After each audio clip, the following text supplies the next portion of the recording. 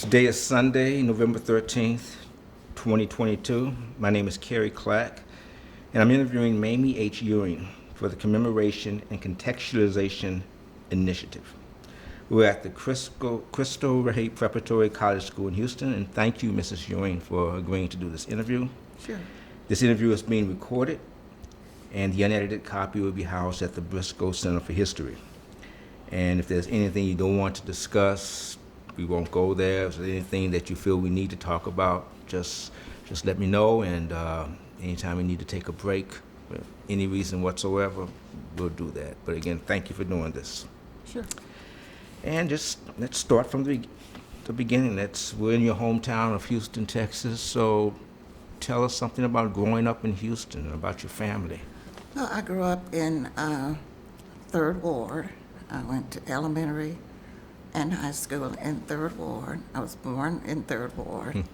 And I'm an only child, so some of my friends said that I was spoiled, but I had what was ordinary for a black child in the 40s and 50s is what I did. There was nothing that I can think of that was truly different or outstanding or traumatic during those years. It was after I got to UT that the trauma started. Not real trauma, but the real difference. It's the first time I'd been in an integrated setting, totally, other than like maybe a church camp. But UT was that first experience.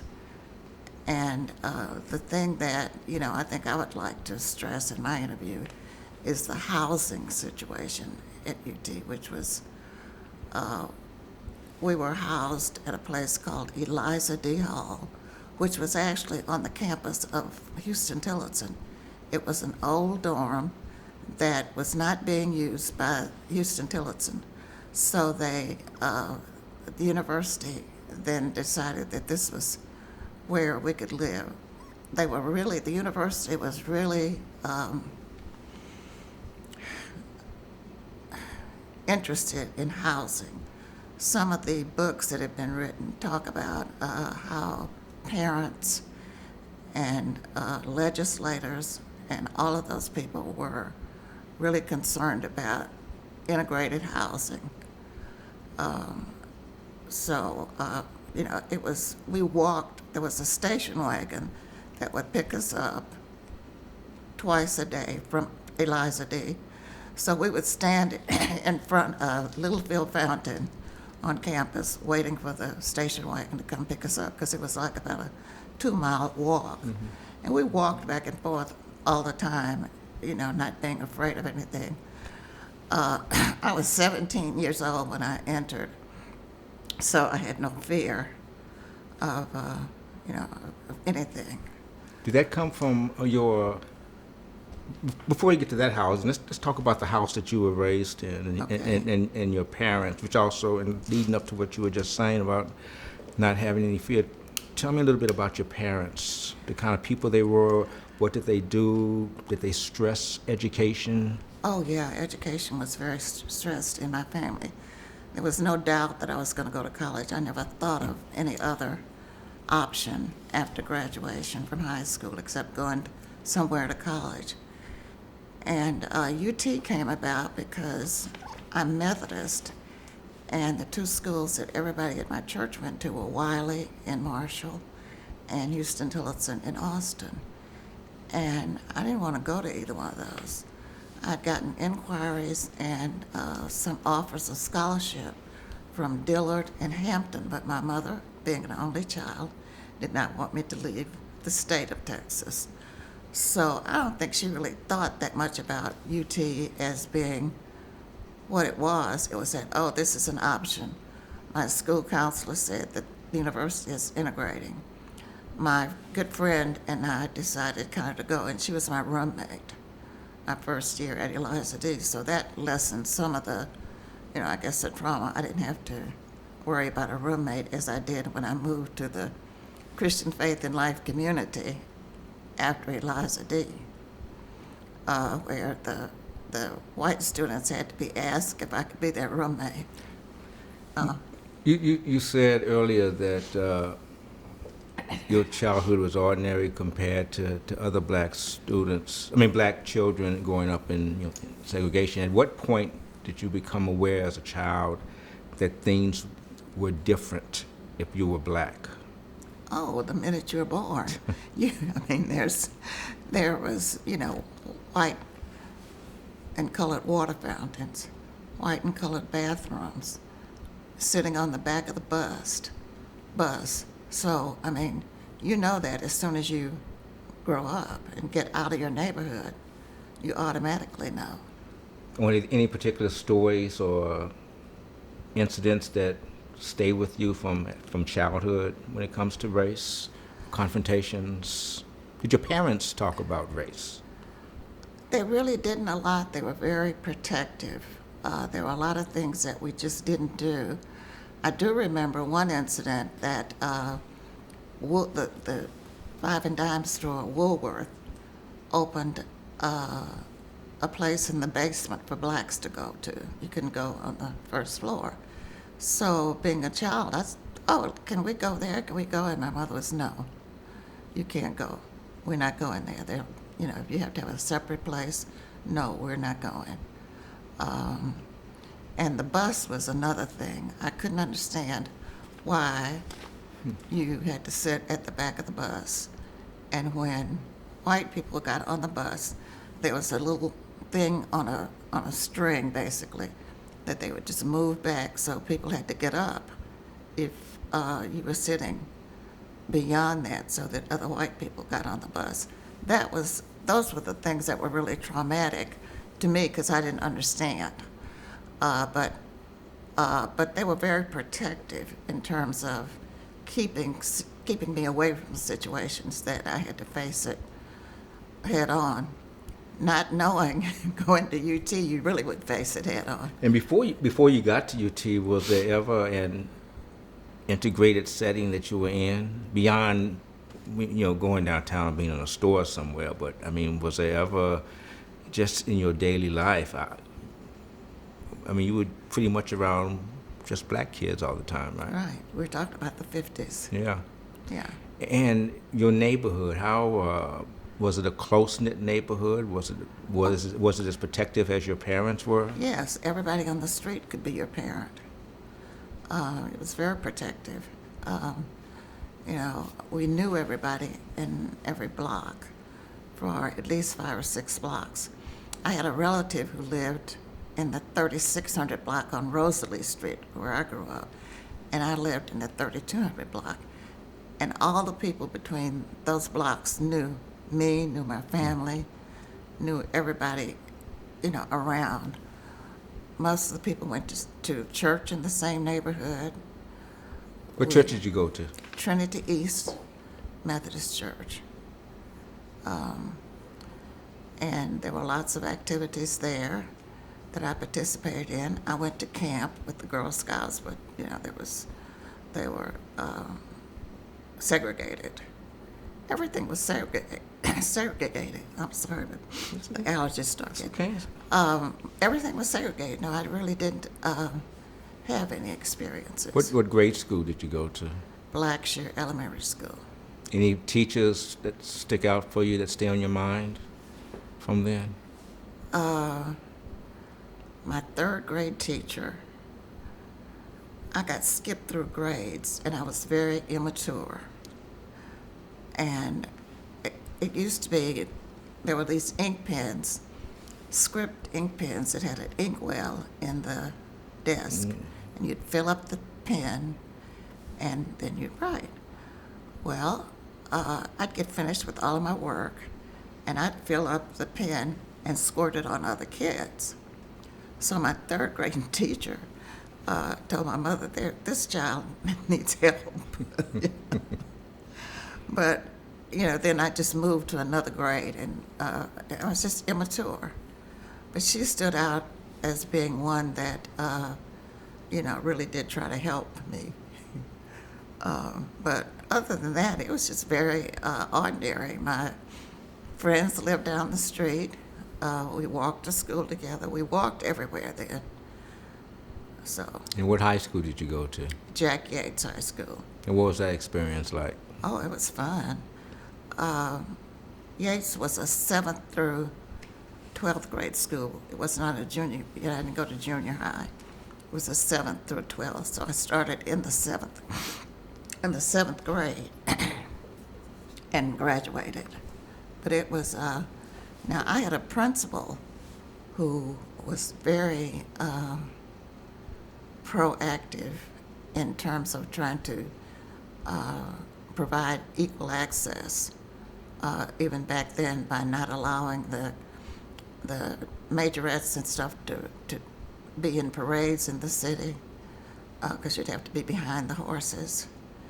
And actually, when Yates won a state championship in, I'm thinking it had to be like maybe 54. It was not in the newspaper, and the principal called us all in to have our parents cancel our subscription because we weren't noted. So that was probably Who was the principal? His name was William Holland.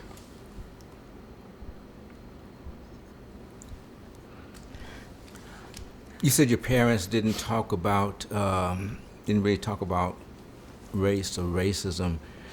Did they talk about, or were you aware of the national racial situation, of the growing civil rights movement? Even before the civil rights movement, did they talk about Sweat versus Painter, which would eventually get you? So they actually talked about that. Sweat didn't live that far. He was also a Third Ward person. So kind of everybody knew about that. Did you know him? Had you ever met him? No. Okay. No.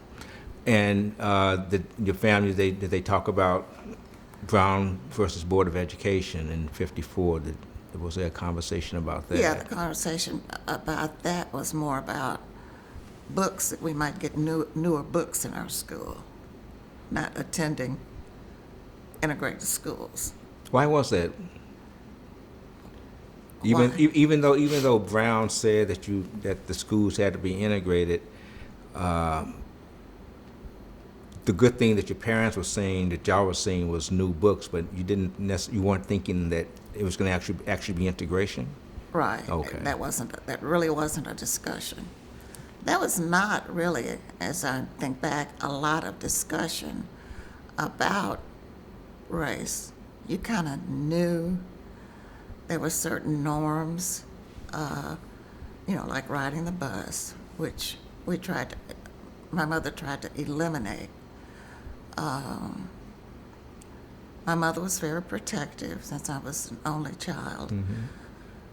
One of the things I remember is that we only went downtown a few times for like school clothes, certain times. It was like a limited number of times. As I got older, I understood that she was trying to protect me from the fact that you get treated differently in department stores, that kind of thing. So I knew it, she knew, the family knew it, all of my family knew it. I had one aunt that lived in Philadelphia, so we'd go up in the summer where it was an integrated setting. But What was that like, the feeling? Do you remember the first time you went to Philadelphia and saw that things were different than in Houston? yeah, I do. But when you're young, you don't really think about a lot of that. But I did know it was different, and that may be the setting that I was in that was more integrated, was in Philadelphia. But at the time, you'd get on the train in Houston, and it was one car at the back of the train. And when you got to St. Louis, they took that car off the train, and then you could go into the integrated part of the train. So when I was 11, I made a trip alone to visit my aunt And my big thing was, I'll get to go and eat in the dining car with the other people, uh, you know, kind of thing. There are those little things that you forget about. You traveled alone when you were 11? I did. I did. I went, there was an organization called the Travelers Aid. So they met me in St. Louis, took me to lunch, and then put me on the train, and then my aunt met me in Philadelphia. I did. How, being as protective as your mother was, how did she let you go? You know, you can't know what your parents think. But I did travel alone for 11. I'd been once before when I was 9 with my mother. And then I wanted to go for the summer. And so I went for the summer. Did it feel differently when you were 11? When you were 11, did it feel differently coming back to Houston after being up in Philadelphia and integrated surroundings for an area? Did coming back to Houston, did it feel different, or was it just, okay, I'm just home and this is the way it is? Yeah, I'm at home. I'm back at home. And school was going to start, and so I was going to be with my friends. So in your senior year, I mean, you ended up graduating because you mentioned earlier that you were skipped, so you actually graduated from high school when you were 16. Mm-hmm. So in your senior year, a few months before you graduated, was the beginning of the Montgomery bus boycott with Rosa Parks and Dr. King. Was that something that was discussed, or you were aware? Oh, yeah. Everything was discussed. But, you know, I don't remember it being like a cautionary tale of, you know, it was almost like this is happening someplace else. As I look back now, it was not, it was like, oh, good, now I don't have to sit at the back of the bus, kind of thing. But it wasn't like, it wasn't as traumatic as, for example, as like the Emmett Till thing. That was my next question. What about Emmett Till? That is when I think, for a lot of people, there was a lot of consciousness about you can go visit your relatives, but you may get killed. To me, that was like the event that made me certainly more aware of the differences. You know, if you're not faced with it every day, something like that nationally, and it was a child close to my age, and that struck me more than, and the little girls in the Alabama church.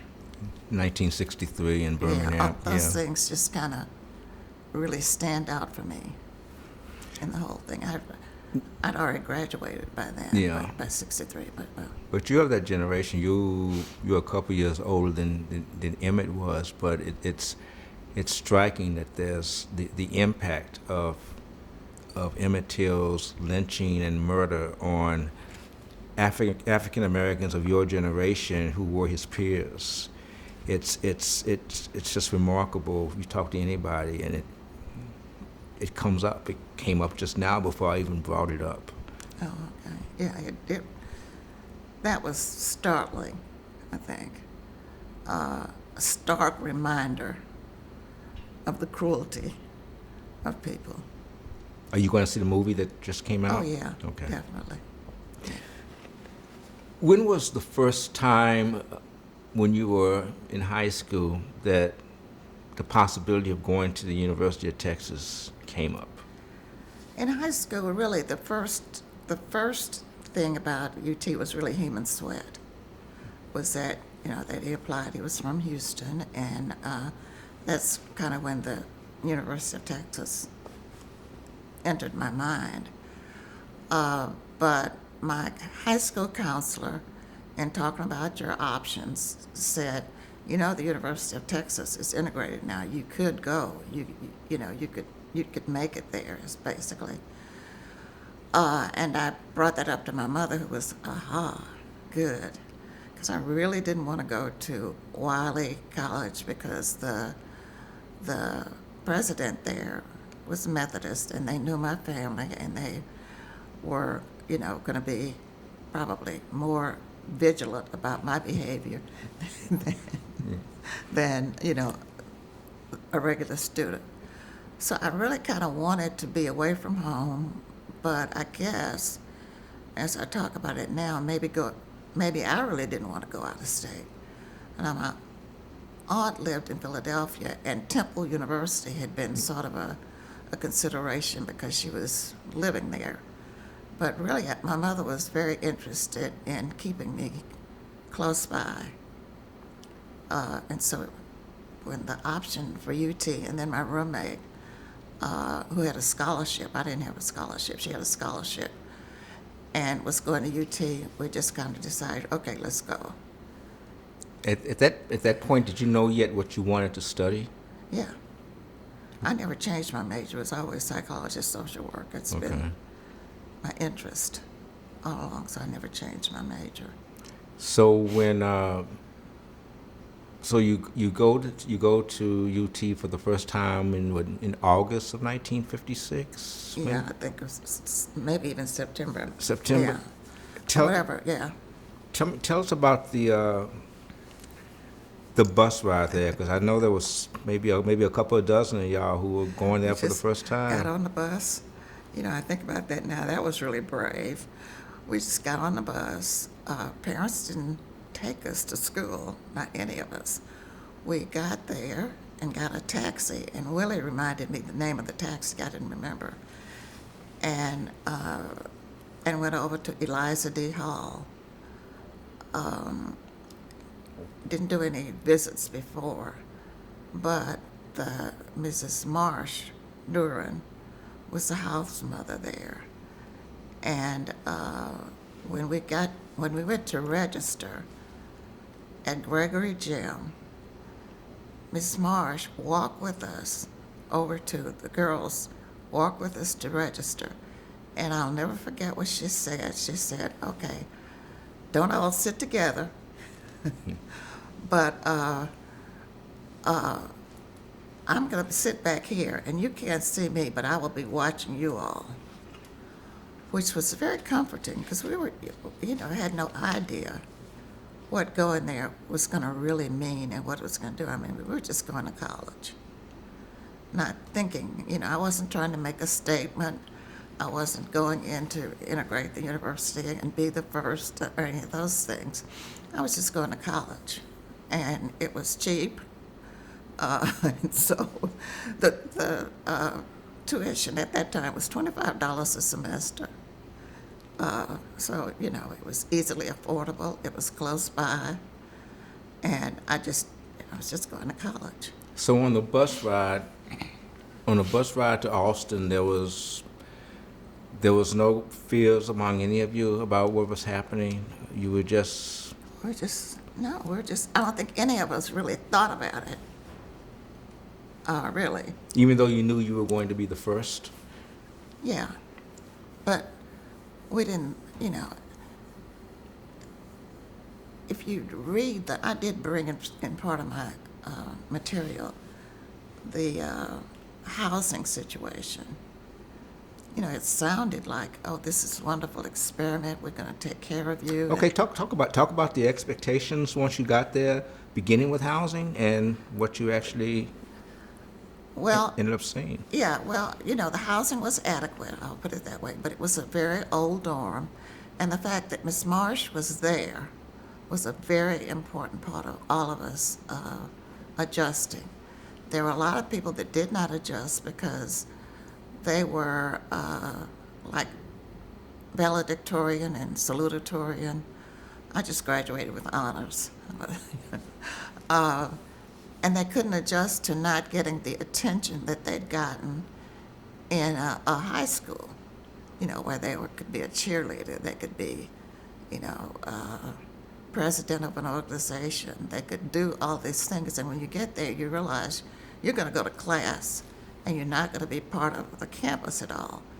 Now, for us at Eliza D., the saving grace was it was Houston Tillotson there, and, we could go over there for basketball games, and we could do things on that campus the first year. So to be clear, where you were staying wasn't actually on the campus of the University of Texas.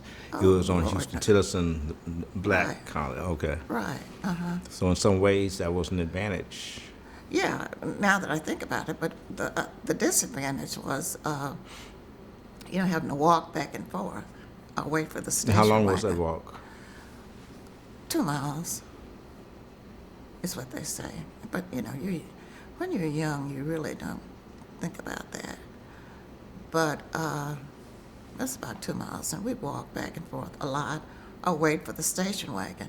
Now, what I do remember is I got a little bit uncomfortable just standing in front of Littlefield Fountain, all of us waiting for the station wagon to come pick us up when everybody else is, going about their business on campus. We'd have to stand there to wait or walk. But Eliza D. was very comforting. There's this flag. Because of Mrs. Marsh, it was more like a black dorm. And who was Mrs. Marsh again? Almetris Duran, who's known as Mama Duran. She's like a legend on campus. How do you remember your first day of class? What was that like, walking into the classroom for the first time, and how were you treated or even paid attention to by white students? It was sort of like it was not necessarily dismissive, but nobody said anything to you. You just went into your class. The only incident that I had was in a physics class when I walked into this building and it had "Niggers Go Home" written in chalk. And because I was, 17 and young, I just kind of walked in and sat down. And the person next to me said, "Did you see that sign on the door?" And I said, "Yes, I guess if there's some here, they should go home." And my 17-year-old self. And, but I still wasn't like frightened, I'll have to say that, and I don't know why. But I did notice that person never came back. That seat was always empty in that physics class. The one that asked you that? Uh-huh. Why do you think that is? I didn't go home. I don't know. And I didn't think about that until much later, that he just never came back. And maybe it was, didn't want to sit next to me. But that was like the real overt kind of thing that, I felt. But it was largely like you were ignored. And the other incident was in one of my English classes. There was a play, and he said, "Okay, we're going to go to the Texas Theater and see the play." So I said, "Well, I'm sorry, but I can't go to the Texas Theater. It's not integrated." And it's like, he was unaware that may be the case. So he just told me, "Well, I guess you're going to have to read the book." But it was very dismissive. Was it a professor or a student? It was a professor. And the assignment was to go to the movie, but the movie was not integrated. Earlier you referred to Willie, and that's Willie Jordan Jr., who was another one of the, as he called it, the 56ers, y'all, the original first class, and who was on the bus. One of the things he commented on was that, it wasn't like the way a year later at Central High School in Little Rock, where the first black students were met with violence and protesters and angry mobs. Y'all get to UT, and there's none of that. heighten your expectations of how you would be treated, or were you still kind of wary of that, you could still, as you say, be dismissed or be ignored? Just let this fly. I think more than anything, it was the being kind of ignored. And a lot of the classes were very large classes, considering, although they were only, I think, there were less than 20,000 students at the time. But a lot of the classes were the large auditorium classes, and they would just call a roll. You were more a number than a real person. But if you had an issue, I just remember wanting to talk to one of my advisors, and he just could never make the time, could never get an appointment, to ask a few questions. And this was in the English department, and I wanted to make sure I was not going to spend all my time writing the wrong stuff. And he just never made time for that meeting to occur. It was those kind of things that were always very subtle. Well, no, they weren't subtle, but they were always so that you couldn't say that, there was an incident, that somebody did something to you. It was more not recognizing you as a student and a human that I felt. You're just kind of there. Now, in my department, in the psychology department, there seemed to be a little more acknowledgement of you, and made sure that you got to participate in the experiments in psychology. Then in social welfare studies, that was probably the friendliest department, where the teachers always made sure that you had a partner and that you were involved. But it's like in a lot of the classes, there was no effort to make sure that you'd have a partner or to do things with. There's just, this is, you figure this out on your own kind of thing. So you have a professor who didn't take into account that you couldn't go into a segregated theater. You have the advisor who couldn't find time for you, and you have the professors outside of your major who wouldn't see that you had a partner. Why do you think it was different within your major, that the professors were more conscious and more Well, the social accommodating? welfare people. Social welfare. Yeah, of course, I think they were. But in the psychology department, it was very matter of fact, but they always made sure that you had somebody to work with. But the other classes, I probably blocked a lot of this, but the other classes, I don't remember anything specific, except the physics class with the pretty obvious thing. But it's hard to say. It's sort of like isolated. You're on an island in these classes, and there's all these people around you, but you're in your own little person.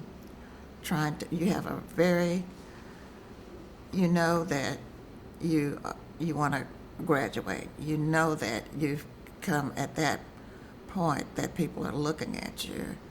Like I went to Texas Southern during summer school, and I wanted to stay. I stayed home because I could walk and I had fun and all of this stuff. And my mother's attitude is that you need to go back because people are going to think you couldn't make it. And So this was the first summer after your freshman year. You were seriously thinking about leaving and staying and going to TSU. I had so much fun that summer. But But your mother said, no, you started this. You need to go on and go back. I said okay. where were some of the spaces or places on UT's campus that you want? It's almost, as I'm about to ask the question, it sounds stupid, but what were some of the spaces or places on UT's campus that you feel welcome? Is that pretty much everywhere? You know, we had the black room What was the black room? in the student union, where all of the black students tended to go in between classes or whatever, and nobody else came in that room except black students. And we later started naming it the black room. But it was where you could go and study, you know, because nobody was bothering you. The library was pretty much, you know, you could go in the library, nobody bothered you. But again, you know, you were a singular person in all these places. You know, I don't know whether that describes it, but And there were no black organizations, fraternities, sororities, nothing like that. no. As a Yeah. matter of fact, at Eliza D, a group of women came in and asked us if we had family members who were members of sororities, and most of us didn't at that point in the 50s. Our family members weren't. And they were members of Alpha Kappa Alpha sorority. One of them was a physician. Two of them were teachers at at Houston Tillotson. And they came over and said, okay, we want to start a group on campus. And they started what was called the Vine Club to start the chapter of Alpha Kappa Alpha. So I was in that first chapter of the charter chapter of Alpha Kappa Alpha on the campus. It was the first historically black fraternal organization, period, that was accepted as part of campus. We were, you know, we couldn't be in the intercollegiate council or whatever that was, but it was a recognized organization on campus. And that was, you know, that was very good.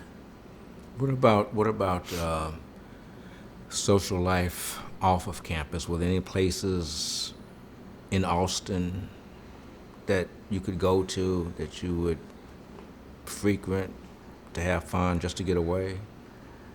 Well, you know, number one, we were young, and fun was not something. There was a place called Charlie's Playhouse that had a jazz band, and I remember that I think we went over there on Sunday afternoons, but the girls at Houston Tillotson had to leave by sundown, and we could stay, you know, until I think our curfew was 11 o'clock. No, that was probably my mother's greatest heartache, I guess, or heartburn, is that the curfew was so late at UT. It was 10:45 on weekdays and midnight on the weekends in the 50s. You know, when most of us had never been out of the house past 10 o'clock. You know?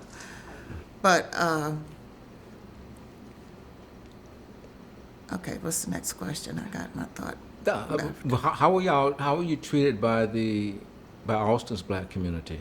Oh, we were very much embraced. Very much embraced by the Austin community. Very much, yeah. Organizations as well as just regular people in neighborhoods? Regular people in neighborhoods, organizations, and churches. But it was sort of a sense of pride that, you know, we have these black students who are at UT, and the Alpha Kappa Alpha women were very, very supportive of the girls, because it took a lot to get 15 girls at one time with the grade point average to make the chapter. So, but we were loosely assembled, I guess, because it's not like everybody was in the same dorm, all of that, but there was some girls who lived in the city. But we finally got a chapter established in 19 1959. 1959, the year before I graduated. I get all these years confused. Who were some of your closest friends on campus? Who were some of the other students that you were able to just bond with, commiserate with, find companionship with? Primarily my roommate, Jerry and Cannon, and then primarily from the people from Houston. The thing that I miss that my friends have who went to historically black colleges is that they've got longtime friends. And because of the situation at UT, I mean, you just didn't have time to do a lot of bonding. And so I don't have, like, they go back to reunions and that kind of thing. And I really, I don't have that. I only started coming back with the precursors to campus. I had no real interest in the campus. I did serve as graduate advisor for the Delta Xi chapter of Alpha Kappa Alpha.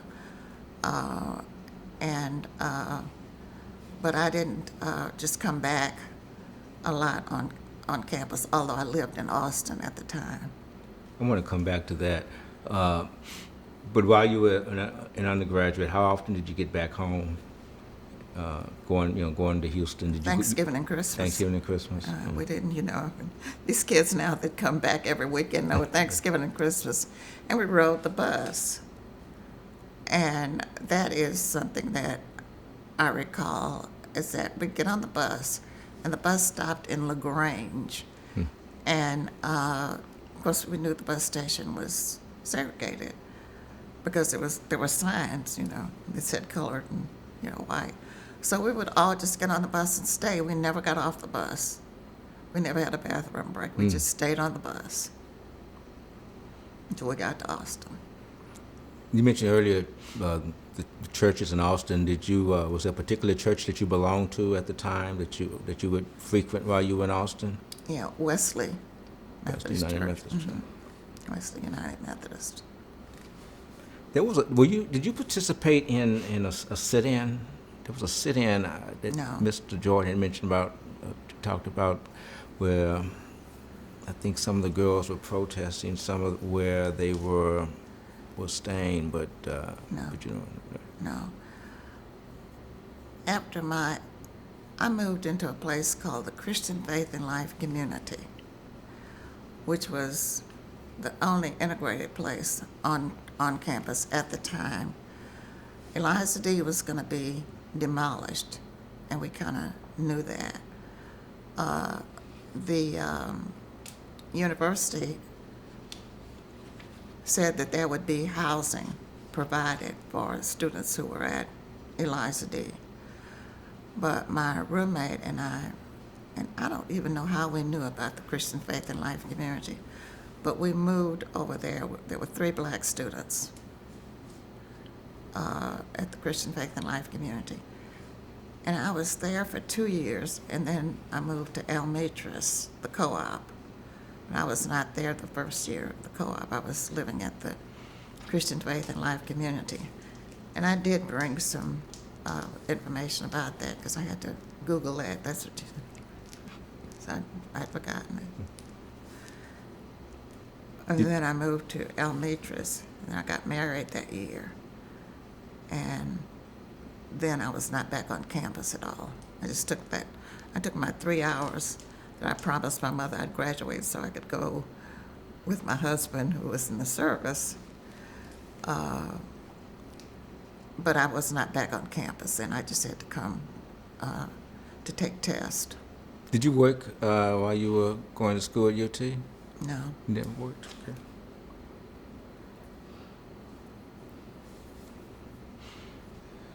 And you graduated in 1960? My 60. official graduation is 61. 61. Yes. Uh-huh.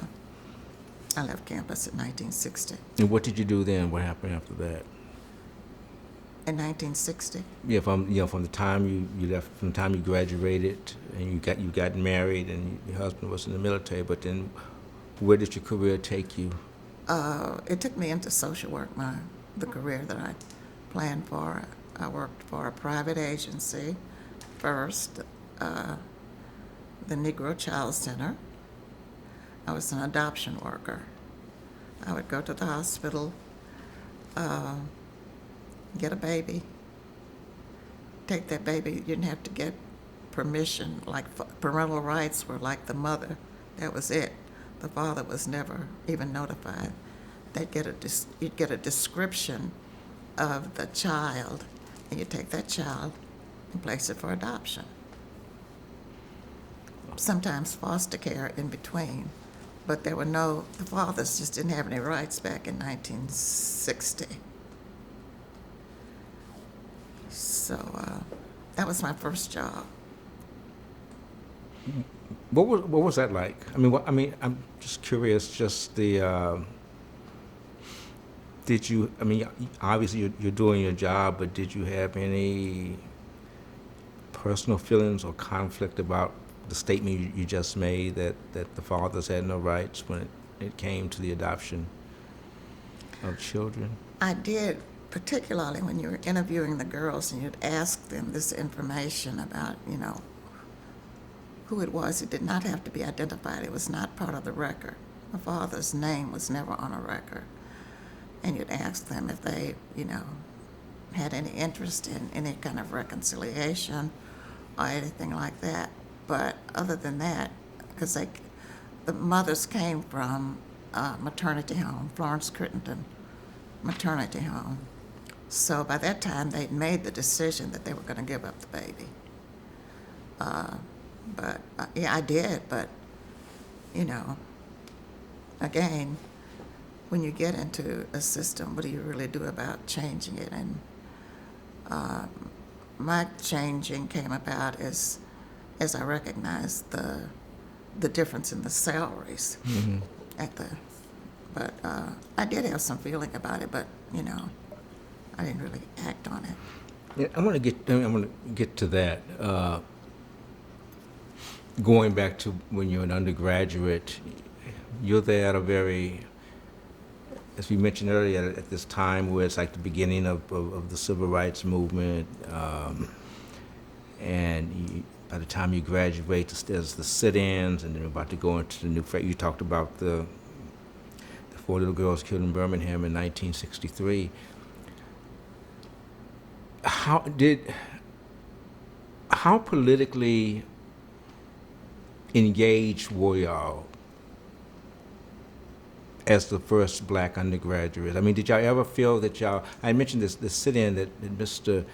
Jordan had referred to, but beyond that, did y'all ever feel compelled to have to organize, or were you just wanting to keep your head down and get your degree and get out of there? Yeah. The early, I think the activism kind of maybe started with the 58 group that came into UT. Okay. And we came in, okay, this is where you are, this is what's happening. And there was no, I wouldn't say interest, but there was no action to say, okay, we're going to go make sure the dormers integrate, or we're going to make sure that campus things are integrated. The first place on campus was a restaurant called the Nighthawk that decided that if you were a student at UT, you could eat there. But what was interesting is that it didn't include other people in Austin. It was just if you were a student at UT. But anyway, we didn't, and I don't remember any of us being compelled to try to change anything. I think the boys were more organized than the girls. The boys that lived in the dorm D and the barracks, like Willie and Charles Miles and that group, they tended to try to involve themselves in some of the athletic things. But as the girls, we really didn't. Unfortunately, but we didn't. Of the students who were on that first bus ride going to Austin, do you have an idea I wouldn't expect you to have the exact number, but percentage-wise, how many didn't finish at UT? Maybe they transferred or dropped out. Well, let me ask this in a simpler way. But how many, or what percentage of y'all graduated from UT, from that initial bus load of about 24 kids going to Austin? Because you yourself were tempted to. Oh, yeah, I didn't, when I got there, I was like, oh, I didn't know this is what this was going to be. But I would say a lot of them left after one semester when they got there and said, this is not what I want to, this is not where I want to be. I want to be back in a more comfortable setting. But probably from Houston, I can say there were about 10 people from Houston that did, that I can just think of offhand, and maybe more, that did graduate. There were a few people who, Lonnie Fogel always says, I came in and out, but I graduated. But quite a few people did determine to stay. Have you thought about how your life and career would have been different if you had decided to transfer to TSU? For good or for bad, have you thought about how different things would have been? I don't think necessarily that I would have had the employment opportunities with the state. Now, with the Negro Child Center, that was,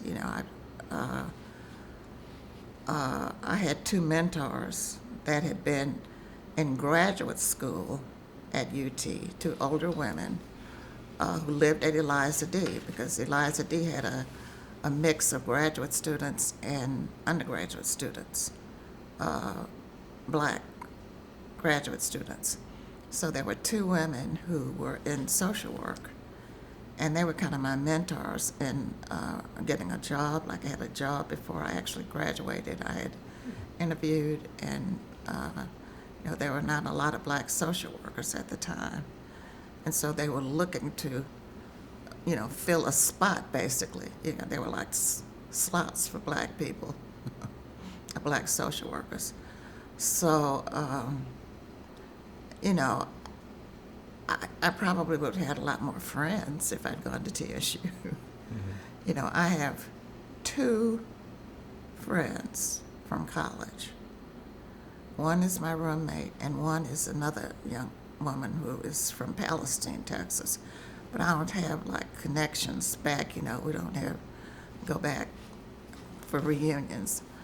I have a friend who went to Fisk, and they get together all the time with their class, and they do things. They go on vacations and do that kind of thing. You don't develop those kinds of relationships at UT. The boys did more than the girls. Like Willie's group, the one that they call the dudes, they were always a close-knit group, but they only decided to include us, as of late. So, and there are not many. There's only 2 or 3 that are in the 56 group that are still participating in anything. How often did your mom visit you at UT, or did she ever come up to visit you? Once. Once? Mm-hmm. Was that before graduation, or was that? It was before graduation. What was her impression when she first? Well, I'd moved over to this place called the Christian Faith and Life Community, and I think that somewhere along the line, it was noted that there it could have some communist influence, because it was kind of a religious place, and we'd go to chapel, and you had to make a presentation. It was kind of a place that a lot of people who were going to go into the ministry lived. And at one time, I thought I might want to be a missionary. And anyway, so she came up to get me that one time, and I think she just kind of wanted to see what this place was, where I was living. And, it wasn't but that was just at one time. What did she think of? Was she there long enough to pick up any vibes on the campus? No, she didn't say anything. Did you ever talk to her about what you were going through, some of the being dismissed and isolation? No, I didn't. And there was a newspaper article, if I could find some of this stuff, in Austin where some women were acknowledged. And I said in that article, going to UT in the class was that I was isolated and lonely. Now, and when my mother read that, she was very upset. She said, I didn't know that. You never said that. It was, you were lonely and you felt isolated. I mean, she was a little bit surprised. But, but it was one of those things, you're in this generation, you go to college, and like it took my son 6 years to graduate from UT. That would not have been allowed. You go, you got your 4 years, and that's it. So, there was not a lot of discussion about feelings. In your neighborhood, you talked about how close knit y'all were, and people being proud of each other. Was there a sense of pride in the fact that in the neighborhood about your graduating from the University of Texas? Oh yeah, and especially at church. Yeah, especially at church. Yeah, especially at church. Most of my friends went to TSU, and that's why when I came back and everybody was there, and we could party and go to the Groovy Grill and all this stuff that you couldn't do, I was like, oh, this is heaven. Did any of them try to talk you into staying at TSU, transferring to TSU instead of going back? Yeah. Yeah. Yeah. So why are you doing that? And I said, oh, my mother's gonna make me do it. And I don't regret anything. I'll just put it that way. I don't regret anything. But it was just one of those things that generation, you have so many limitations that you are not even aware of until you get into a setting like UT, where, it's very obvious that it is a predominantly white organization and that you are black in that setting. I mean, it's not unusual, being brought up in the 40s where things are segregated. But I never particularly thought about school as being one of those things, although I knew, but I guess I wasn't as prepared for the fact that, for example, you couldn't go to the theater on the drag. I mean, that just never occurred to me that would be an issue. Those kind of little things, Looking back on, and when again going that bus ride going to Austin, y'all didn't feel any kind of burden of history. You didn't feel any kind of particular stress. It's just you didn't quite capture the historical significance of what y'all were doing. Obviously, now we're talking what 66 years later. right. Things have changed. You've had a lot to think about. The very fact that we talk about the precursors, now we talk about you. Has that sense of, have you come to understand and comprehend the significance of what you and the others did in getting to UT in 1956? I really didn't until that 60th recognition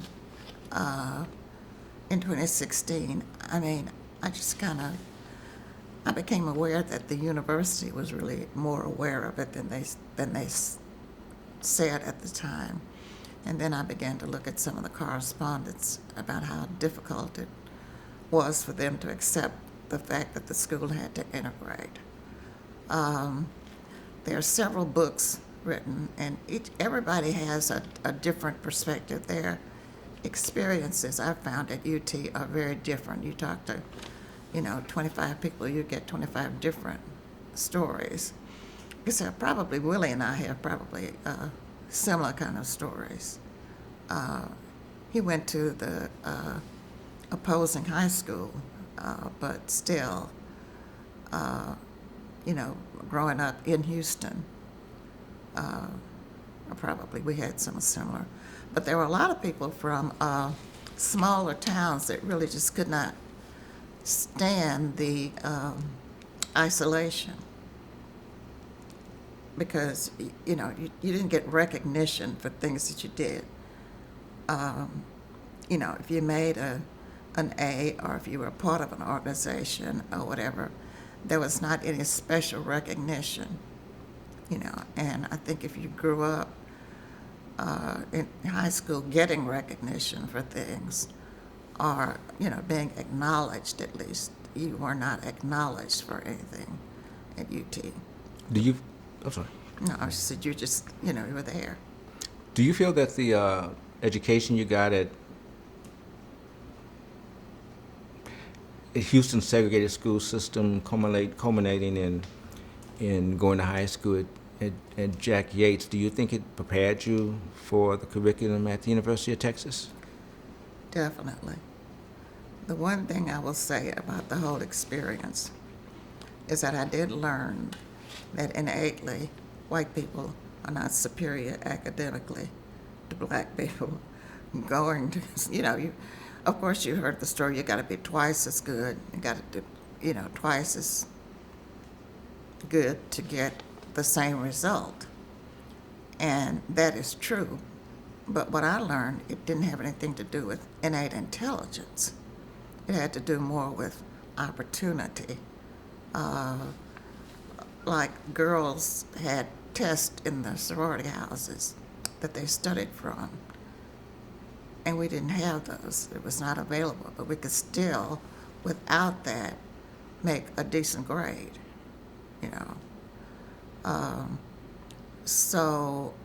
but I do think that my high school education did prepare me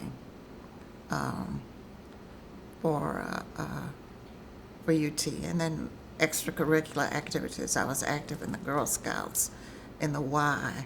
I took music lessons, all the kind of things, that kids do that I think prepared me not to feel inadequate as a person, Do you think any of your white classmates learned the same thing that you did about there being nothing to the lie, the myth about the innate intelligence of white students being superior to black students? Do you think any of them learned that was false because of the presence of you and the other black students, even though they may not have told you? Do you think that y'all just being there may have changed some minds as they saw y'all perform in class? No. I had a few friends who would. I had two white roommates when I lived at the Christian Faith and Life community, and one lived in San Antonio, as a matter of fact. So I went home with her. Her parents, they were really going to try to be understanding, and invited me to go for spend the night and come back that next day, which I did, and but as I was leaving, there was a really pungent odor of Clorox, because they were Cloroxing the tub after I'd taken a bath. So, little things like that. Oh. When was the first time you returned to campus after graduating? I graduated, I moved back to Austin. I guess when I moved back to Austin in 1962, I went back to El Matris to visit Miss Marsh. It was not. It was more to visit her, which which had been a really part of my experience. But campus, I don't remember when I did go back to campus. Actually, on the campus. Now, my office when I was working was on 15th and Guadalupe, and as the other people were talking about the sniper shooting, I was walking down Guadalupe. I was not on the campus, but I was like 3 blocks away from campus. I could see the gunshots. See them? I mean, I could see the smoke from Oh, the gunshots. But I didn't really visit campus. I visited at the dorm, El Matris Co-op. But I didn't go on campus. So even though you're in Austin and working there, you weren't drawn to the campus. You didn't feel compelled to visit. Not at all. No. Did you, besides feeling relieved that you graduated and happy about that, what were the other feelings you felt about UT? Was any bitterness, pain? It was basically indifference. I graduated, but as I said, I got married in the middle of the semester because my husband was in service. And so when I moved back to Austin, I had a young child. And so I spent more of my time, figuring out how to be a mother and then trying to get employment and that kind of thing. So it wasn't, I didn't really go back to UT immediately. At all, I didn't feel drawn to going back. You think that it would be different if you had graduated from TSU? Would you have a different relationship and feeling for the campus? Yeah, because they did things like homecoming and, UT, I didn't want to go back to homecoming or any of the events that they had because, organizations like the Cowboys that used to perform in blackface, and the other campus activities were not that inclusive. And I'm sure Willie told you about the first football game.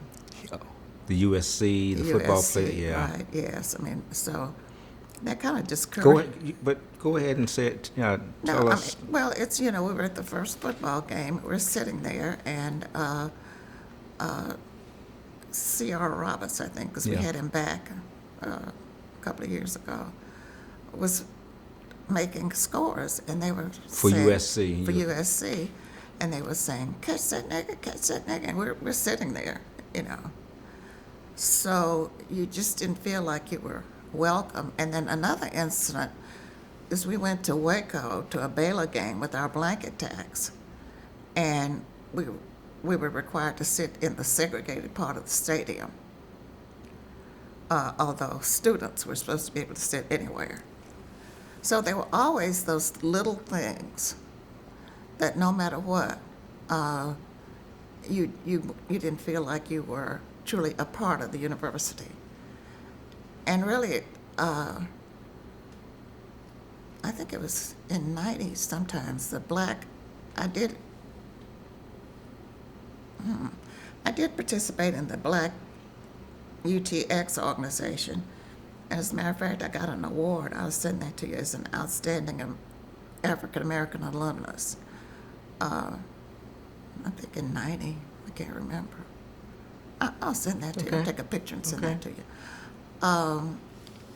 And then I came back a little bit then, but what was happening at that point is a lot of the alums at that time were a lot younger. It was a younger group of people, so I didn't, get that involved. With the precursors, there were people of my generation like Willie and Lonnie Vogel and Charles Miles, people that I knew. So since the precursors, I've been more active and more involved with campus activities. Have you had a chance to talk to some of the current or recent graduates from UT? Tell them your story. They understand your significance, appreciate what you Well, and... I live with one, my son. Okay. My youngest son graduated from UT, and he graduated from UT in, I should remember these things, but I think in 1990. No, wait, 3 or 4, 5 or 6 years. I don't, about nine. It took him a while because he changed majors. I never changed my major. I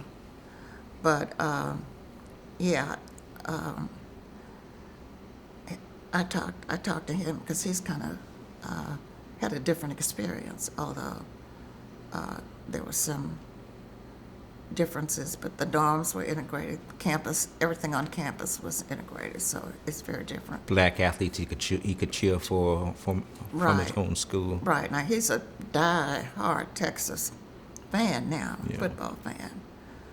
But he went back to the Macomb School of Business and got his degree. So he's got 2 degrees from UT. My daughter-in-law just got hers from the Macomb School of Business. She went back. So we've got some ties, but I don't, I came back for graduation. Yeah. And I was like,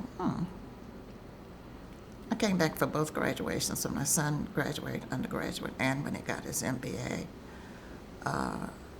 Those were times when I was on campus, but, I didn't come back, and I'm not a big Longhorn football fan like he is.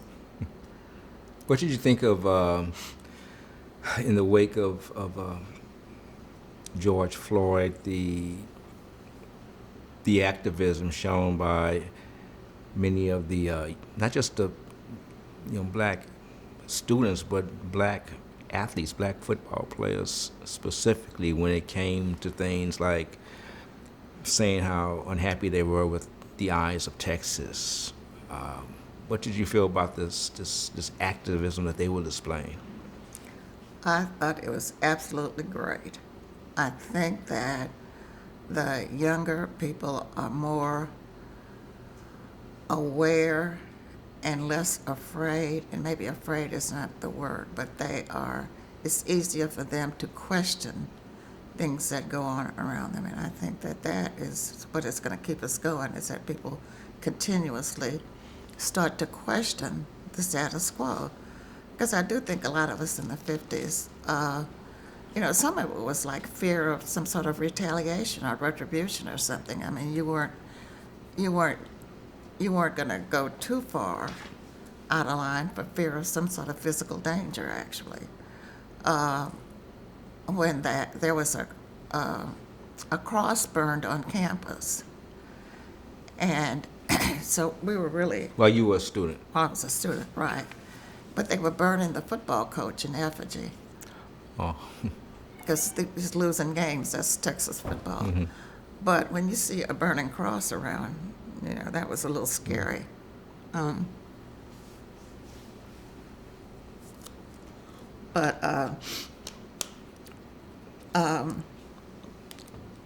No particular. I think that the activism is very good. I looked at the eyes of Texas. I couldn't figure that one out. Yeah. But that was just from my perspective. But if it's something that they feel uncomfortable with, I think that it is an absolute necessity to bring it to the attention of people, because a lot of things happen that other people are absolutely not aware of. They aren't aware that they're being offensive in a lot of instances, and it needs to be pointed out. I've had situations where people have said things, and I go, no, that's not acceptable, and they're just clueless. Yeah. So I think it's wonderful that the athletes and every student ought to, point out what they feel are inequities or injustices, even if the rest of the people don't think so. I think it should be pointed out. And before we close, I want to give you a chance to, because you're very humble, but you did mention that the great advantage of going to UT was the employment opportunities. So I want you to talk a little bit about your work. You've talked a little bit about it, but just some of the things that you accomplished that you're very proud of, be it the job itself or any awards you won, but which you trace back to being able to be one of the precursors at UT. Well, actually, I think coming to Austin and working for the state of Texas at the time, that was really one of the premier places to work is the state of Texas. And I think going to UT gave me a little bit an edge. But when I went to the Texas Employment Commission with my UT degree, I was referred to a job as a maid at a department store. So I was so angry about this that I saw this bulletin board that said merit system exams in this building, and it described my experience exactly. I went to the building where the test was being given, and I happened to run into the commissioner, because they didn't have black people wandering around the building. And I told him, because I was really mad at that point. So he told me, you graduated from UT? Yeah, I had 2 years experience. Take the test, and you could be a worker 1 or a worker 2. And he said the worker 1 test is it's hard to be in the top 5, because at that time there were veterans preference points. And all these people from San Antonio were coming to Austin to work because they had veterans preference. He said, take the worker 2. And I said, okay. He said, I can reach you on there. And I think going to UT, I did take the worker 2, and I was hired. But I think he told me that because in his brain somewhere he thought, well, okay, if she graduated from UT, she can probably compete. I think that, I may not know, that may be all a figment of my imagination, but I do think that had something to do with it. So I did, and I got hired by the state. And, I've gotten numerous awards and recognitions, which, are not related to UT, but related to my, my abilities and performance. But I will say that I think UT gave me a credible background, as did my high school education, because I do think I got a superior high school education.